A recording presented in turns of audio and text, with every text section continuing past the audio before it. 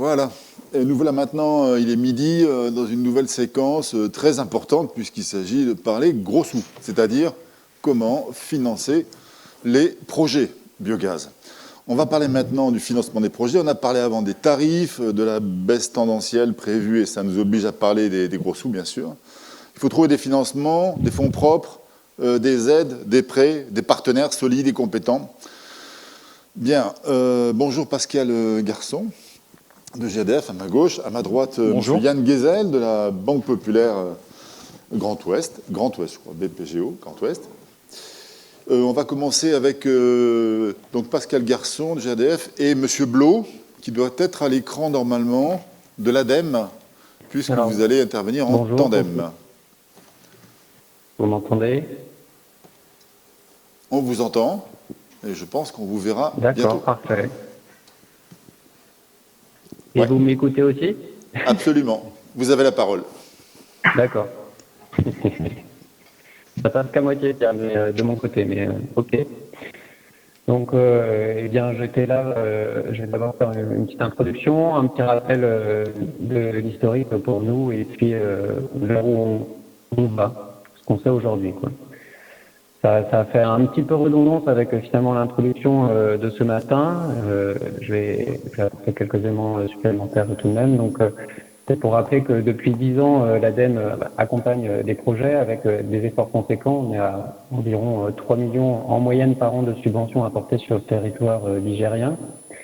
Et depuis 2 ans, donc, nous mutualisons nos forces avec la région, avec un effort qui est doublé, voire triplé, quasiment triplé cette année. Et lors de cette décennie qui vient de s'écouler, les principaux problèmes que nous avons identifiés à travers les conventions d'aide que nous suivons, il y a bien sûr l'acceptabilité qui a été évoquée juste avant. Donc il y avait déjà l'acceptabilité depuis de nombreuses années, et puis bien sûr l'accès au financement qui est un souci pour un certain nombre de projets. On voit qu'au cours de la vie des projets, l'ADEME, la subvention d'ADEME est souvent et reste encore souvent un facteur déclencheur pour l'accès au financement, mais il faut aussi rappeler que cette subvention n'est pas l'unique sésame qui donne accès à l'emprunt, bien sûr. Aujourd'hui, dans l'optique d'une filière qui prend son envol et avec un souci aussi des dépenses publiques maîtrisées, la question clé que nous travaillons depuis quelques années ici, c'est comment réussir la massification et comment réussir le financement de cette massification. Donc en 2018, partant de cette question, on a constitué un groupe de travail en Pays de la Loire, en réunissant un certain nombre d'acteurs qui nous paraissaient clés, avec notamment les banques intéressées, des fonds d'investissement et puis des SEM à l'époque qui commençaient à travailler sur ce sujet. Et je crois qu'en Pays de la Loire, ce groupe nous a notamment permis d'aider des acteurs comme certaines SEM à se positionner sur l'échiquier qui est parfois assez complexe des projets de méthanisation et des différentes typologies de projets de méthanisation. Fin 2018, ce travail a aussi donné des idées à l'ADEME nationale qui a lancé une étude qui s'appelle Performance et potentiel de diffusion d'unités de méthanisation agricole. Donc nous avons contribué à cette étude. Le groupe de travail que je viens de citer a contribué à cette étude courant 2019. Et les résultats sont depuis septembre diffusés, mais je crois que nous avons pu en profiter bien avant ici. Et moi j'en ai une lecture réductrice. Alors je précise qu'elle est réductrice et j'en retiens que pour la méthanisation à la ferme, les montants à investir par un agriculteur est important et le développement de cette typologie peut être mis en place du coup par un nombre assez réduit d'agriculteurs. Et du coup, pour emmener largement une large population d'agriculteurs, les projets collectifs semblent être une option intéressante. J'évoque aussi que dans cette étude, à l'époque, nous n'avions pas intégré différents paramètres dans notre modélisation, dont l'hygiénisation, le captage du CO2 ou encore des unités intégrant par exemple 2 lignes sur un même site. Et à ce sujet, je fais une petite digression quand même. Je pense qu'il y a encore un gros travail, un beau potentiel de travail pour que l'on caractérise mieux les différentes typologies des collectifs. Parce qu'un projet va être très, très différent entre un groupe de 3, 4 agriculteurs, de 20, de 100, voire de 300, comme on peut voir sur nos territoires aujourd'hui. Et là, nous retouchons d'ailleurs à l'autre frein identifié précédemment, qui est l'acceptabilité. Et sur ce sujet, j'évoque avec l'association Elle, dans le cadre du plan biogaz, cette année et puis l'année prochaine vont être lancés 2 nouveaux groupes de travail, un sur l'acceptabilité qui a été évoqué, et puis un autre qui nous paraît important et un peu délicat à aborder, mais fondamental, qui est sur la durabilité, de façon un peu plus globale. Donc, j'en reviens au sujet. En 2018, à l'époque, on parlait de frémissement de la filière. En 2019, 2020, je ne sais pas si on peut en parler, mais on peut peut-être quasiment parler d'un début de bouillonnement. Mais dans ce contexte du moins, la filière doit se projeter dans l'avenir avec, d'une part, l'apparition des nouveaux tarifs que l'on peut qualifier d'ambitieux, des surcoûts liés, par exemple, à l'hygiénisation pour certains projets, mais aussi potentiellement une exigence de qualité accrue. Mais d'un point de vue des coûts, c'est important que cette exigence de qualité soit accrue pour la filière. Et d'autre part, on a aussi des progrès, des innovations technologiques. Certaines ont été évoquées ce matin, d'autres ont évoqué cet après-midi. On a peut-être demain quelque chose de plus généralisé. On verra sur le captage de CO2 avec son modèle d'affaires, ça fait partie des hypothèses. Et puis on a l'évolution de la structure du financement avec ces dernières années des fonds d'investissement qui se positionnent, du financement participatif qui devient plus naturel, voire on peut imaginer aussi des services écologiques rémunérés. Donc ce que moi je retiens, c'est que pour l'avenir de cette filière, certes, on peut y voir aujourd'hui un certain nombre de freins, mais aussi on peut retenir qu'il y a de nombreuses possibilités qu'il faut pour poursuivre la dynamique de la filière. Monsieur Blot, donc, ok. Est-ce que, s'il vous plaît, est-ce qu'on pourrait aller sur le financement ? En Pays de la Loire, pardon ? Est-ce qu'on pourrait aller plus directement sur la question du financement ? Parce que là, c'est de l'intro, et on a déjà fait cette intro un peu ce matin.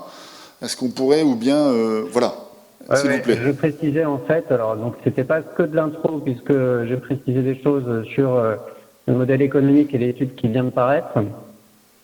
Et puis également sur la question du financement. Donc je ne reviendrai pas sur l'important appel à projet qui concerne l'innovation.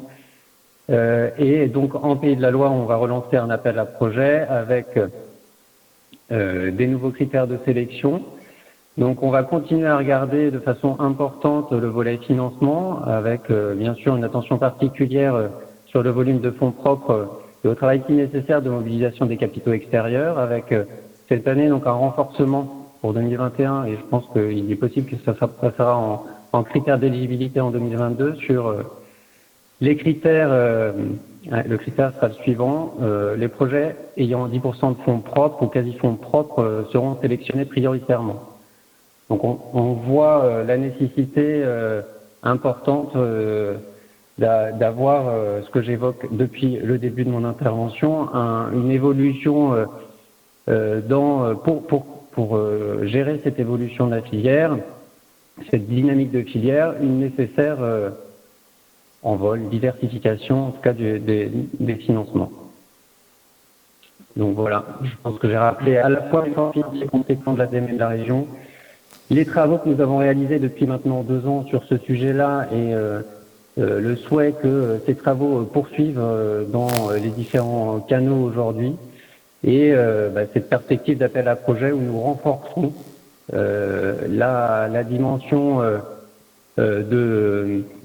où je pense qu'un projet ne pourra pas espérer mieux que 10% de subvention, qui montre qu'à la fois on souhaite donner un coup de pouce à la filière, les projets sortent de terre, mais sans créer d'effet d'aubaine. Donc voilà, c'est réaffirmer le fait que on veut soutenir un maximum de bons projets, mais tout en respectant les limites de nos budgets, bien sûr. Très clair. Un grand merci à vous, Monsieur Blot. Je vais passer la parole à Pascal Garçon. Alors, bonjour à toutes je vous en prie, c'est à vous. On a la lourde tâche d'animer la pause déjeuner, donc voilà, on a positionné volontairement ce sujet du financement sur cette pause. Pour compléter ce que dit Jean-François, effectivement, là, la méthanisation, l'injection est en phase de bouillonnement, donc il est assez logique que les agences nationales révisent un petit peu les modalités de soutien. Donc c'est le sens de l'histoire quand on veut lancer un nouveau concept, une nouvelle ENR. Ceci dit, on pourrait aussi, ça sera un des sujets à suivre, il a été un petit peu évoqué ce matin, on peut aussi peut-être appréhender ou en tous les cas suivre de près un effet supplémentaire lié à la nouvelle tarification du biométhane, puisque il y aura un malus qui sera imputé sur le tarif du biométhane pour les projets qui auront bénéficié d'une aide à l'investissement. Donc selon le niveau de ce malus et selon la taille des projets, il est possible aussi que certains projets finalement ne déposent plus ou un petit peu moins d'aide, de demande de subvention que précédemment. Donc tout ça mis bout à bout fait que les fonds propres, qui étaient déjà un sujet, le seront encore plus demain. Et ça reste un sujet. On est sur des projets. Produire du biométhane, ça implique un certain nombre de facteurs. Il faut que chaque facteur soit au rendez-vous. Donc il y a donc beaucoup de paramètres à maîtriser. Et donc il est essentiel que les projets de biométhane soient robustes financièrement pour faire face aux aléas qui pourraient se produire et puis pour être performants sur la durée, 15 ans, 20 ans. Tout ça est très important, donc cette robustesse financière, c'était un sujet important et ça le sera encore plus demain. Donc au plan national, l'ADEME et GRDF ont partagé ce constat et ce qui a été décidé il y a quelques mois, c'est de travailler le sujet pour inventorier et des porteurs de projets en inventoriant toutes les solutions de tiers financeurs qui existent et elles sont nombreuses, on en connaît déjà beaucoup, notamment le soutien des différentes SEM qui travaillent sur la région. Mais il y a encore d'autres solutions qui gagnent à être connues. Donc on s'est mis d'accord sur la mise en place d'un guide. C'est la page suivante, Arnaud, si vous voulez bien. Un guide du financement de la méthanisation, donc qui va paraître prochainement. Et donc un guide qui aura pour objectif de répertorier, d'inventorier tous ces acteurs du tiers financement, qu'ils soient fonds d'investissement, qu'ils soient acteurs du financement participatif, qu'ils soient sociétés d'économie mixte. Cet inventaire exhaustif, bien sûr, je ne les ai pas cités sur le document, mais comprendra également les acteurs bancaires traditionnels, dont certaines belles entreprises œuvrent sur la région ouest. Donc ce guide permettra à tous les porteurs de projets et puis à tous les gens qui les accompagnent d'avoir cet inventaire. Comme habituellement, donc, il y aura un certain nombre de recommandations et de conseils également pour mener à bien ce sujet-là. Et puis ce guide sera également assorti d'un outil de simulation qui permettra donc, aux porteurs de projet de simuler l'impact sur la rémunération de ces fonds propres en fonction du degré d'ouverture à des tiers financeurs. Donc voilà, donc c'est un guide qui se veut, un inventaire, puis deux, un outil d'aide à la décision. Donc un travail conjoint ADEME et GRDF, mené par un cabinet qui s'appelle Adenfi, qui avait été retenu à l'époque dans l'appel d'offres. Et donc un guide à paraître incessamment sous peu, on l'attend tous avec impatience. Je sais qu'on est en phase d'ultime validation, donc ça ne saurait tarder. Et ça sera un outil important pour l'ensemble des acteurs qui œuvrent sur la méthanisation. Et à travers cette conférence, on a souhaité donner la parole, ce sera la suite de la conférence, donc à des acteurs qui sont dans ce guide, donc un banquier un petit peu connu sur la place, et puis des acteurs un petit peu moins connus, donc les fonds privés qui arrivent sur le marché avec des ambitions et puis également de grands avantages à regarder. Merci beaucoup à tous les deux. Et effectivement, maintenant, on va se tourner vers Yann Gezel, de la Banque Populaire Grand Ouest. Bonjour. Voilà, Yann Gezel, vous êtes assez connu pour être un peu peut-être pas le banquier de référence, mais quelqu'un qui est très investi et avec qui la Banque Populaire a fait un long parcours sur ces sujets-là, des projets de gaz, des projets de biométhane. C'est très important parce que la banque, c'est l'expérience, la banque, c'est la solidité, la banque, il faut une compétence quand on porte ces projets-là. Et il faut aider les porteurs de projets à se solidifier, à trouver les bonnes solutions de financement, les prêts, les aides. Alors, je vous laisse raconter un peu votre métier. Oui, merci. Alors effectivement, on a commencé à s'organiser, nous, très tôt, en 2011, hein, pour accompagner les énergies renouvelables et naturellement la méthanisation.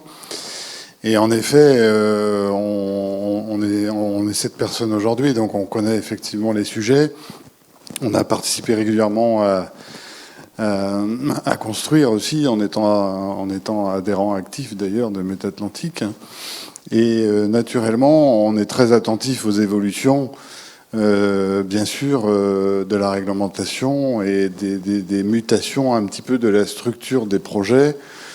Et on est très content de continuer, hein, ça c'est la première chose. On est mobilisé pour accompagner et trouver aussi, nous, des idées et de mettre en relation les porteurs de projets avec différentes entités qui pourraient permettre, comme on dit nous souvent, de boucler et d'aller au bout des projets.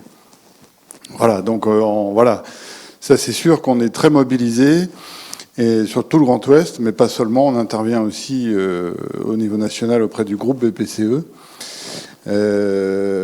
Donc accompagner les évolutions, oui, mais il faut rappeler aussi qu'il y a des fondamentaux dans la structuration, vous l'avez dit, les banques ont des fonctionnements, donc on a des fondamentaux, donc il faut vraiment rester assez attentif au ratio de solvabilité de la dette, ça a été dit. Donc, parce que la méthanisation a besoin de résistance aux aléas, il y a des aléas. Donc on est assez regardant sur le critère majeur qui est le DSCR, que vous connaissez hein, certainement. Donc c'est la solvabilité de la dette. Et bien sûr, il y a un lien avec les fonds propres. Parce que plus il y a de fonds propres, plus ce fameux DSCR va être à 140, 150, etc. Et ça apporte de la sécurité au projet. Donc ça, c'est les deux critères que vous connaissez, naturellement. Mais on voit que depuis quelque temps, il y a des sujets de vigilance sur l'acceptation sociale, ça a été dit tout à l'heure. Alors on a des moyens aussi, nous, quand il y a des recours, etc., d'aider hein, à avancer malgré tout, sous certaines conditions.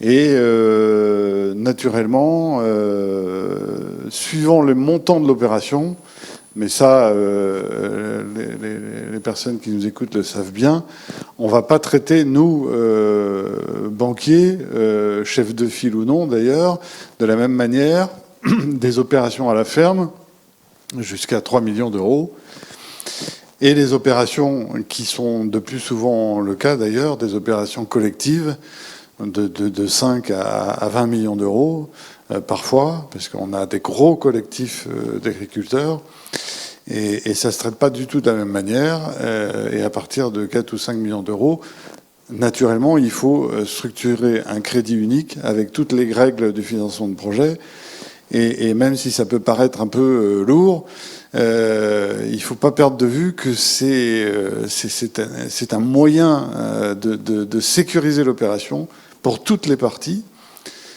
L'emprunteur en premier lieu, donc les actionnaires du projet, les banques qui vont venir, parce qu'il faut plusieurs banques, hein, il faut 3, 4, 5 banques pour ces projets-là, et par ricochet, les éventuels actionnaires minoritaires dont on va parler, qui viennent aussi dans ces projets-là et qui ont souvent l'habitude de toute cet attirail de financement de projet. Donc nous, naturellement, on voit d'un bon œil, pour compléter un tour de table, comme on dit, dans un projet, l'arrivée de fonds, hein, on les connaît, hein, Marc-Étienne Defel et bien sûr d'autres acteurs importants, qui non seulement va apporter les fonds propres pour gérer le delta, quelquefois qui manque, lié souvent à la baisse des subventions. Donc il y a souvent un delta de 500 000 ou 1 million d'euros. Et donc là, effectivement, les fonds d'investissement et les SEM et d'autres peuvent apporter non seulement de l'argent, mais aussi une aide à la gouvernance pour boucler l'opération. Donc là, j'avais remis un schéma, mais j'ai déjà précisé. Ça, c'est plutôt le schéma un schéma type de traitement des opérations de plus de 5 millions, où il y a un process d'arrangement avec un traitement très cadré des flux, de la participation des banques entre le moment où on commence à étudier un projet et le moment où on signe un prêt, ce qui va permettre de déclencher tous les tirages pour la construction. Donc je ne vais pas détailler, mais je pense que la plupart d'entre vous connaissent. C'est vraiment un métier. Il faut être équipé. Il faut avoir ce qu'on appelle des agents, des gens qui traitent, qui vont pouvoir décaisser pendant toute une construction et suivre le chantier pour arriver à ce qu'on appelle à la consolidation qui correspond à peu près à la mise en service, avec un crédit qui se boucle, qui démarre en amortissement, avec une période de franchise, évidemment, parce qu'il faut permettre la montée en puissance. Donc on s'aperçoit quand même, et je ne l'ai pas dit, que nous, on a financé à peu près entre 80 et 90 unités, dont une quarantaine de plus de 5 millions en France, parce qu'on intervient aussi sur d'autres régions. Et on est quand même, faut le dire, Pascal le sait bien, on est quand même plutôt rassuré, confiant sur les unités qu'on a financées. Et donc voilà, ça nous engage à continuer. Nous, dans le Grand Ouest, on a plus de 150 millions d'encours sur la méthanisation. Ça, c'est un deuxième chiffre. Donc ça nous permet aussi quand même de rassurer nos comités, de rassurer la filière, parce la filière a besoin d'être rassurée aussi. Et voilà. Et du coup, on avance prudemment, mais sereinement. Merci pour cet exposé, c'est très clair. Ça veut dire aussi que c'est pas une opération qui se monte à la légère, qu'effectivement il y a toute une structuration. On en parlait tout à l'heure des problèmes d'acceptabilité et puis cette nécessité de se professionnaliser. C'est la même chose sur le plan financier. Il faut avoir une vision un peu de comment on monte ce type d'opération avant de se lancer, sans doute. Il ne faut rien laisser au hasard. Il y a une grille d'analyse, d'une part, mais il y a aussi une grille d'exécution. Parce que c'est deux temps différents. La grille d'analyse, souvent, il y a beaucoup de partenaires qui connaissent bien le sujet. La grille d'exécution, c'est encore plus complexe parce qu'il faut s'assurer de la bonne exécution. Non seulement du chantier, mais juridique et technique lors du chantier. Parce que les problèmes ne surviennent pas dans l'analyse préalable des projets, mais dans l'exécution des projets. Pour libérer les sommes, les crédits qu'il faut au fur et à mesure. Absolument. Ok, on continue. On va accueillir maintenant justement le groupe Eiffel, le représentant du groupe Eiffel Gaz Vert. Donc Marc-Étienne Mercadier, alors là c'est en ligne, donc Marc-Étienne Mercadier qui sera avec nous en ligne et qui lui est également, avec le groupe Eiffel, très très engagé dans la méthanisation à l'échelle nationale, si j'ai bien compris, puisqu'ils ont des encours tout à fait importants, très très importants dans cette partie-là. Donc on va lui donner la parole s'il est déjà avec nous. Oui, tout à fait. Ok, Marc-Étienne Mercadier, bonjour, c'est à vous. Bien, bonjour à tous, merci de nous donner l'occasion de présenter le fonds Eiffel Gaz Vert à l'occasion de ce forum Métatlantique. Donc du coup, ce que je vais faire, c'est que je vais vous présenter rapidement déjà qui on est, parce que c'est vrai qu'on est un acteur relativement récent dans la transition énergétique du gaz renouvelable, mais un acteur historique du financement de la transition énergétique. Donc je ne sais pas si vous voyez les slides qu'on diffuse, mais donc Eiffel Investment Group, on est un gestionnaire d'actifs indépendant français qui est spécialisé dans le financement de la transition écologique et énergétique. On gère aujourd'hui en gros 2,6 milliards d'euros d'encours pour le compte d'institutionnels, donc des caisses de retraite, des compagnies d'assurance, des banques, des acteurs comme GRT Gaz, la Banque des Territoires.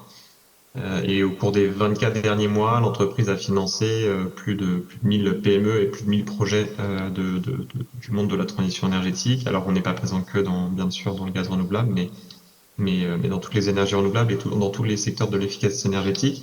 Et donc on a lancé en fin 2019 un véhicule qui est dédié à l'accompagnement des porteurs de projets du monde du gaz renouvelable, que ce soit en production, en distribution ou en équipements qui sont utiles à la consommation de ces gaz renouvelables, avec un focus naturel sur le principal marché du gaz renouvelable, qui est bien entendu la méthanisation, qu'elle soit agricole, autonome, collective ou territoriale. En chiffres, Eiffel Gaz Vert, donc c'est une équipe de 15 personnes. On est basé à Paris. On a 210 millions d'euros qui ont été levés auprès de 9 investisseurs qui sont engagés soit pour le développement des territoires, soit pour le développement de la transition énergétique, soit pour le développement du gaz renouvelable. Et notamment, donc du coup, GRT Gaz, la Banque des Territoires, la Banque européenne d'investissement, puisque le fonds a un champ d'action européen, ADEME Investissement, qui est donc la sœur de l'ADEME, qui est également une filiale de l'Agence des participations de l'État, et puis Eiffel, puisqu'on est investisseur dans tous nos fonds, puisqu'on croit dans les projets dans lesquels on investit et on s'investit personnellement dans les projets. En 2019, on a financé et investi plus de 22 millions d'euros de projets dans le biogaz en France. En 2020, on va faire à peu près 50 millions d'euros d'investissement dans la filière française uniquement. Et on a un objectif pour 2021, pardon, il y a une coquille dans la slide, de plus de 80 millions d'euros. On propose 3 types de solutions d'investissement, des solutions de fonds propres, quasi fonds propres. Là, ça rejoint effectivement ce que Yann décrivait, à savoir des solutions qui permettent de renforcer, compléter ou finaliser un tour de table pour justement apporter des fonds propres, réduire l'endettement et donc améliorer le DSCR. Et puis on peut aussi parfois, parce que c'est nécessaire, apporter des financements relais de la construction, ce qui permet d'accélérer sur un projet et donc d'aller potentiellement chercher un financeur ou des financeurs, et en l'espèce souvent Banque Populaire, Grand Ouest, au terme de la période de construction sur un actif qui du coup tourne et qui donc c'est dérisqué d'une certaine manière. Si on passe à la slide suivante, on va voir les différents... Ah non, alors la précédente, je pense, il y en avait une entre les deux. Je sais pas si c'était voilà, celle-ci, exactement, merci. Donc là, c'est une frise pour représenter un petit peu quels sont les champs d'intervention du fonds Eiffel Gaz Vert. Globalement, on peut intervenir dans les fonds propres en accompagnement des porteurs de projets dès la phase de développement, et puis tout au long de la phase de construction et bien entendu en phase d'exploitation. Et puis le financement de la construction, vous l'aurez compris, c'est quelque chose d'assez temporaire, c'est 6-36 mois au moment de la construction pour permettre d'accélérer son projet.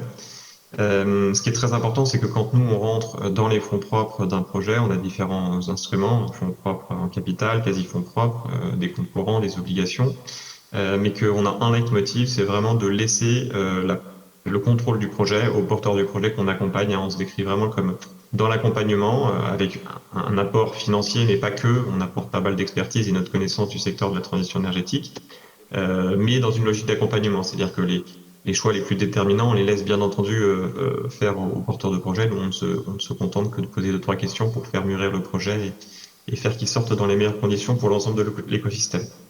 Donc, on a ces 3 solutions d'investissement et de financement qui sont à la carte. Il nous arrive de travailler avec des gens qui demandent les 3 solutions à la fois, d'autres juste des quasi-fonds propres, d'autres uniquement un financement relais. On ne s'interdit rien. Et les 3 objectifs que ces 3 solutions ont, ça va être systématiquement renforcer les fonds propres pour améliorer les conditions de financement. On a parlé du DSCR, mais on pourra aussi parler des conditions de garantie qui souvent sont très lourdes pour les porteurs de projets et les exploitants agricoles. Essayer d'améliorer un petit peu le taux parce qu'on est quand même là pour justement apporter les fonds propres qui permettent de gérer au mieux les aléas qu'un projet industriel peut être amené à rencontrer, toujours en conservant, en permettant aux porteurs de projets de conserver le contrôle de son projet. Bénéficier de notre savoir-faire, de notre réseau. On est le premier fonds européen dédié au gaz renouvelable, donc on a une certaine expertise de ce que c'est qu'un projet de méthanisation, de ses risques, et on a un réseau de partenaires, que ce soit des partenaires bancaires, des partenaires dans le monde des assurances, qui peuvent bien entendu aider en temps et en heure, si notamment par exemple on veut avancer alors que une autorisation qui est sous recours, on a des partenaires qui pourraient assurer le risque notamment par exemple. Et puis, le dernier outil, le financement relais, ça permet bien entendu de lancer rapidement une construction sans attendre l'intervention des banques, qui parfois peut mettre un petit peu de temps, parce que la banque, c'est tout à fait naturel, elle va mettre en place ce que Yann expliquait, un financement dit de projet. Donc, c'est un financement qui est très structurant et qui a vocation à durer sur 13 ans en général. Donc ça se fait pas en place en un claquement de doigts, là où nous, on est capable d'aller un peu plus vite, tout simplement parce que on a des modes d'intervention qui sont un petit peu différents. Si on regarde la slide suivante, effectivement, donc les dernières réalisations, vous voyez qu'on est présent autant sur les méthanisations collectives et territoriales que sur de l'agricole autonome. Ça, c'est nos dernières réalisations. Je vais rapidement passer cette slide pour vous montrer la suivante, pardon, parce qu'on m'a demandé de rentrer dans le retour d'expérience d'un projet. Donc là, je vous parle du projet Biogaz La Fontaine qu'on a réalisé il y a quelques semaines maintenant.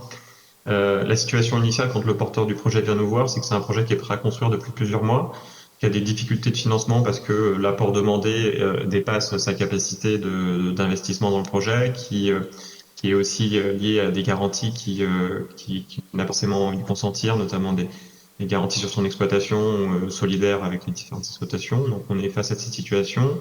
On a aussi pour lui la nécessité de gérer son planning de construction et de culture des cives qui vont permettre d'apporter les matières sur la première année. Donc la nécessité d'avancer là où le projet est prêt à avancer, mais qui nécessite peut-être de revoir son financement. Donc il nous est venu pour clairement demander un renforcement des fonds propres. Il souhaitait pas ouvrir le capital et il souhaitait rapidement lancer sa construction.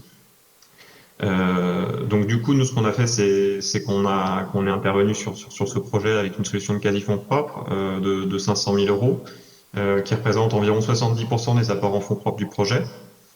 Pourquoi on a utilisé des quasi-fonds propres? Ça permet d'éviter d'avoir à rentrer au capital du projet, ce à quoi on n'est pas attaché à 100%. Bien sûr, on défend nos intérêts en tant que financeur de fonds propres, mais on n'est pas attaché à être présent systématiquement au capital.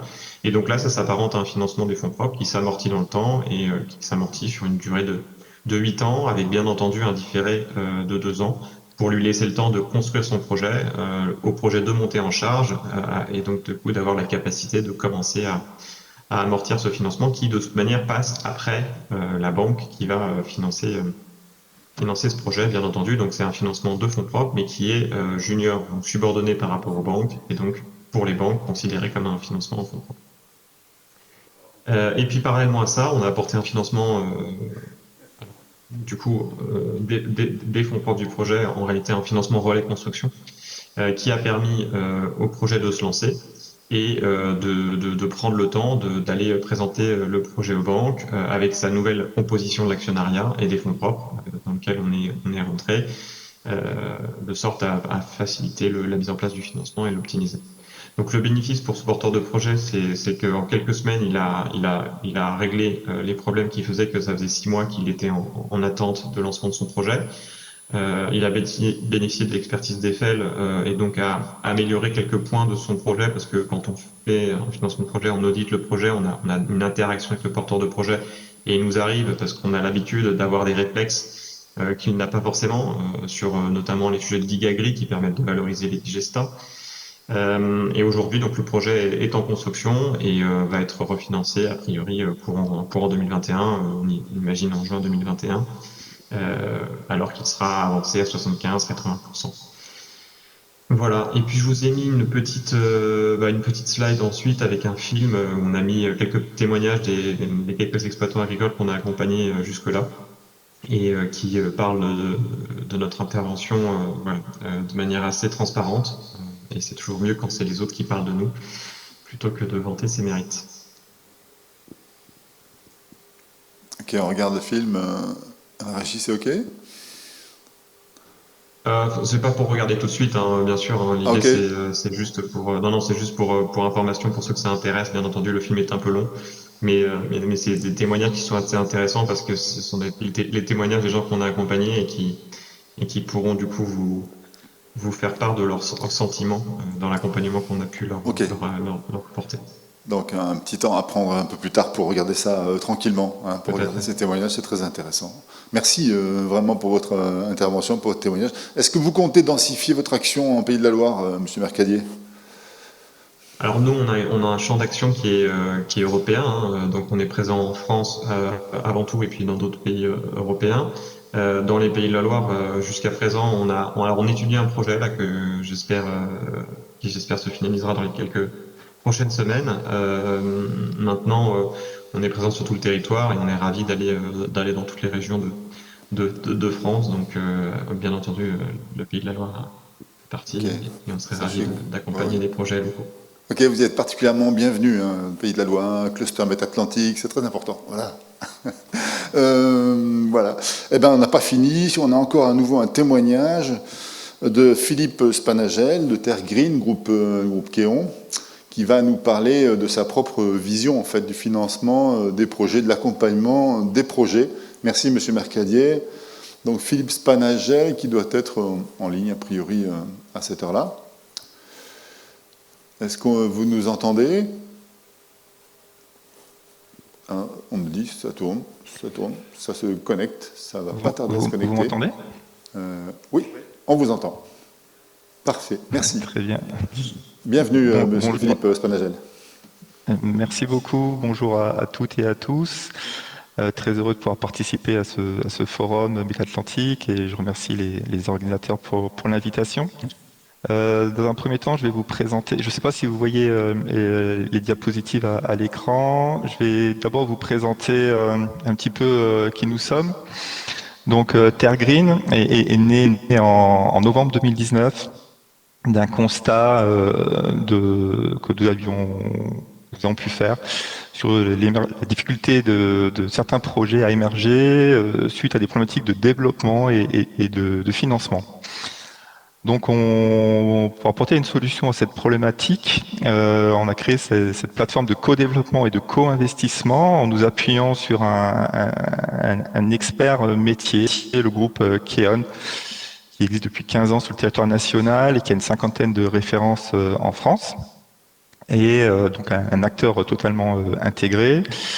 Et on s'est également appuyé sur des partenaires financiers, donc Zen Partner Capital et également un consortium du Crédit Agricole, IDIA et Calen, puisqu'on sait que ce métier est fortement capitalistique.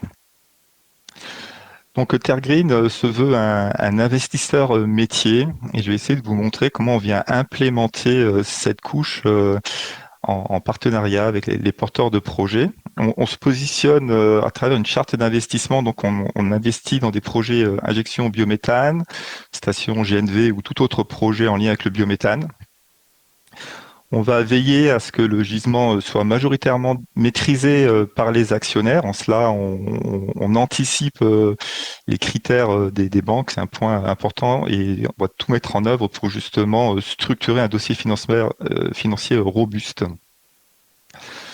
De la même manière, pour sécuriser cet actif, on va s'assurer également que systématiquement, il y a bien un contrat d'exploitation maintenance et on va s'appuyer sur des expertises reconnues comme Sycomore par exemple. Et on va intervenir en termes de structuration à la fois au niveau du capital social en tant qu'investisseur minoritaire la majorité du cas, mais ça peut être également majoritaire. Et également en compte courant d'associés. On va être attentif à cette répartition pour qu'elle soit la plus optimisée possible. Et comme on est un investisseur métier, on souhaite partager vraiment notre savoir-faire en étant actif au niveau du comité de direction. Et évidemment, on va également faire en sorte que le TRI actionnaire pour l'ensemble des partenaires soit satisfaisant et bien ciblé. À ce jour, donc on a aujourd'hui une enveloppe de 10 millions d'euros à investir d'ici 2024 dans une vingtaine de projets. Là, en une petite année, on a déjà investi dans 6 opérations et on a une trentaine de projets en portefeuille à ce jour. Donc maintenant là, il y a Biogaz d'Arcy, un projet de 480 m3 dans l'Aube en collaboration avec la coopérative agricole Scara. C'est un site qui est en exploitation depuis un an. Un autre site, c'est Métinov, un projet de 200 m3 en collaboration avec la coopérative agricole Copalia, des agriculteurs, un fournisseur d'électricité Céolis. Et là, on est en train de démarrer le site. Un projet dans le Jura, un projet de 250 m3, avec une communauté d'agglomération du Grand Dôle en plus des agriculteurs, qui va démarrer en début d'année 2021. Et puis 3 autres projets également, notamment le biogaz des Marches de Bretagne, qui est assez emblématique, je trouve, puisqu'il fait 120 m3. Et là, on a un large partenariat, puisque c'est un co-investissement avec des agriculteurs, une SAMELAN, la communauté de communes de Coënon Marches de Bretagne, du financement participatif avec Énergie Partagée, la SEM Énergie Vive. Donc voilà, on est vraiment en capacité de co-animer et de partager une gouvernance de manière assez large et sur des projets qui peuvent aller de 100, 120 mètres cubes jusqu'à 480 mètres cubes. Et les différentes attentes que des porteurs de projets, en général, ça a déjà été évoqué, hein, c'est compte tenu de la complexité d'un projet de méthanisation, de ses particularités, c'est vraiment à la recherche d'une expertise métier compétente dans ce domaine-là. À travers les audits également, ce qu'on détecte assez rapidement, c'est ce besoin de visibilité sur les différentes étapes à franchir. Et là, on peut vraiment être un accélérateur pour éviter de perdre du temps dans un fonctionnement linéaire, mais bien mener les démarches en parallèle. Et on sait que je passe du temps sur ce point-là parce qu'on sait que la phase de développement, en fonction de sa durée, ça peut avoir un impact important sur le business plan à terme et sur la rentabilité du projet. Et nous, on pense qu'il y a vraiment une vraie valeur ajoutée à mieux travailler cette phase-là. C'est pour ça qu'on a intégré dans notre stratégie d'investissement. Évidemment, on ne tient pas compte uniquement pas des objectifs financiers, mais on est vraiment d'une approche inclusive et de tenir compte de l'histoire du projet. C'est excessivement important si on veut que le partenariat fonctionne bien. Je l'ai dit, mais c'est vrai que des fois, on arrive sur des histoires de projets qui sont déjà engagés depuis plusieurs années, où ils peuvent prendre des risques importants. Et là, on est obligé de faire vraiment de la pédagogie, de sensibiliser sur la matrice de risque. Et j'aime à rappeler que la performance d'un business plan se gagne vraiment à chaque étape du développement. Surtout que ce sont des investissements conséquents. Donc là, on apporte en fonds propres et on aide à sécuriser et structurer toutes les étapes et à les accélérer. Et le troisième point également, c'est d'être accompagné dans un pilotage industriel de l'exploitation maintenance. Là, on voit vraiment une évolution ces derniers mois sur la compréhension de cet aspect-là. C'est rassurant de ne pas se retrouver seul face aux risques exploitation et financiers. D'autant que aussi le gisement est amené à évoluer au fil des ans sur les 15-20 ans de la durée de vie de l'installation. Donc il faut rester agile. Je vais passer rapidement sur tous les aspects contextuels, peut-être juste les reciter pour montrer que, compte tenu de l'évolution des mécanismes de soutien, on sait que le TRI va être beaucoup plus difficile à atteindre, qu'il y a une nécessité d'un stade d'avancement minimal pour prétendre au tarif d'achat. Ça a également été déjà dit ce matin, et la réduction des subventions, l'évolution du mécanisme des garanties d'origine, la multiplication des professionnalisations des recours, ça aussi, ça a déjà été rappelé. La fin de l'exonération de la TICGN, la transposition de la directive RED 2, tout ça, qui fait qu'il y a une augmentation du risque et de l'importance de la phase de développement pour les agriculteurs et les collectifs. Et il est vraiment important également qu'il y ait une montée en compétitivité. Et pour nous, elle se réalisera vraiment par l'excellence opérationnelle qu'on essaie d'intégrer dans notre offre de services à travers l'innovation technologique et la recherche de nouveaux business models. Ça a également été dit à travers du photovoltaïque, station biogène ou valorisation du CO2. Donc, cette implémentation du couche métier, elle se passe comment pour nous? Déjà, on nomme un interlocuteur unique, expert en développement méthanisation avec une équipe support qui va être amené à animer le groupe en fonction de la place qu'on veut bien lui laisser, en tout cas à aider à formaliser, à structurer. Et là aussi, c'est toute notre expérience à savoir animer des cultures très différentes entre le monde agricole, le monde des collectivités, la filière agroalimentaire, les énergéticiens. Et en intégrant évidemment les objectifs extra-financiers. Donc c'est vraiment une approche globale en 3 volets pour vraiment réussir le projet, que ce soit le plus performant possible. D'une part, donc accélérer le développement, et ça passe par un audit sur tous les piliers classiques, gouvernance, sécurisation du foncier, intrants, valorisation du biométhane. Et surtout, ce qu'on aime bien faire, c'est dès le départ intégrer le business plan comme un outil de pilotage.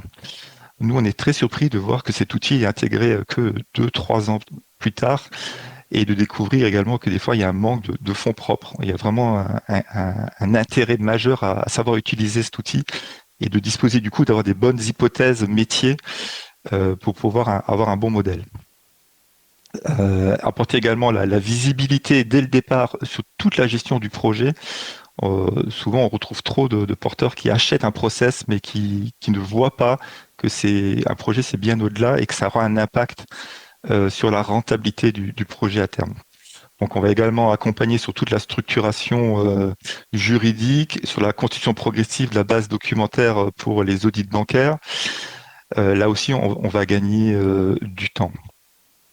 On peut également apporter d'autres outils en termes au niveau de l'investissement, je l'ai dit au niveau du capital, mais compte courant, mais également par rapport à des obligations.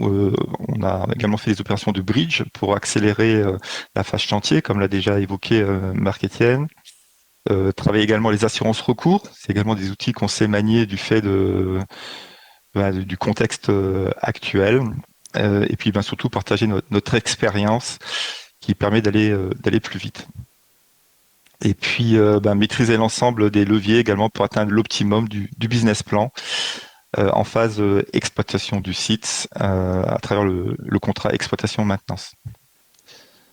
Voilà ce que je voulais vous présenter à tous. Merci.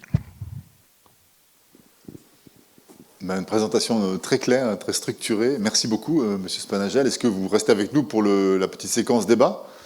On a peut-être des questions qui vont nous arriver. On va voir ça. Alors, est-ce qu'on a des questions maintenant par rapport à ce sujet, ce volet très lourd du financement? Alors, bonjour, comment fait-on pour se positionner en tant qu'investisseur sur des projets de méthanisation? Comment savoir quelles unités ouvrent leurs capitaux? Quelles unités ouvrent leurs capitaux? Des gens qui veulent participer. Vous voulez répondre peut-être, Yann Gezel?